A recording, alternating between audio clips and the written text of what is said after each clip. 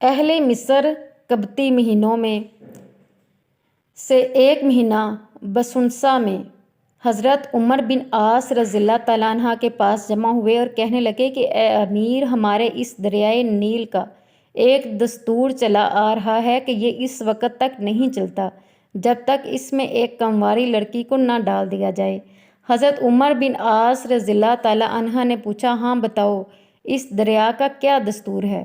لوگوں نے بتایا کہ جب مہینے کی 12 تاریخ ہوتی ہے تو ہم ماں باپ کی ایک کنواری لڑکی تلاش کرتے ہیں، پھر اس کے ماں باپ کو راضی کر کے اس کو اعلیٰ سے اعلیٰ زیورات اور عمدہ سے عمدہ پوشاک پہناتے ہیں، پھر اس لڑکی کو دریا میں ڈال دیتے ہیں، اس طرح وہ چلنے لگتا ہے۔ یہ سن کر حضرت عمر بن عاص کے چہرہ پر غصے کے آثار نمودار ہوئے اور فرمایا کہ یہ طریقہ اسلام میں نہیں ہوگا۔ اسلام ماقبل کے تمام رائج شدہ طریقوں کو مٹاتا ہے۔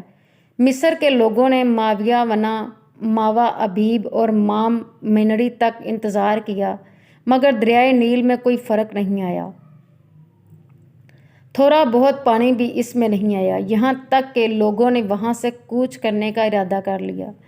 چنانچہ حضرت عمر بن عاص نے حضرت عمر بن خطاب کو خط لکھا اور اس کے متعلق بتایا۔ حضرت عمر نے خط کے جواب میں لکھا کہ تم نے صحیح کہا کہ اسلام ماقبل کے تمام طریقوں کو ختم کرتا ہے۔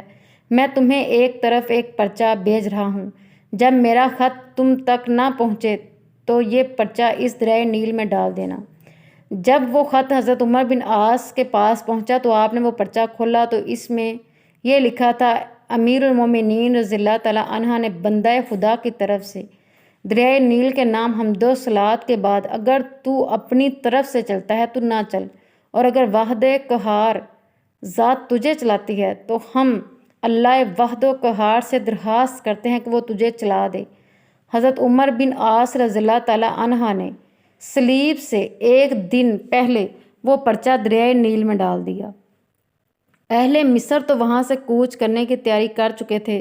صلیب کے دن صبح کو دیکھا تو معلوم ہوا کہ اللہ تعالیٰ نے اس کو 16 ہاتھ کی مقدار میں جاری کر دیا ہے۔ اس سال سے یہ بری رسم ختم ہوئی۔ Please like and subscribe this channel. Thanks for watching. جزاک اللہ۔ اللہ پاک آپ اور ہم سب کا حامی و ناصر۔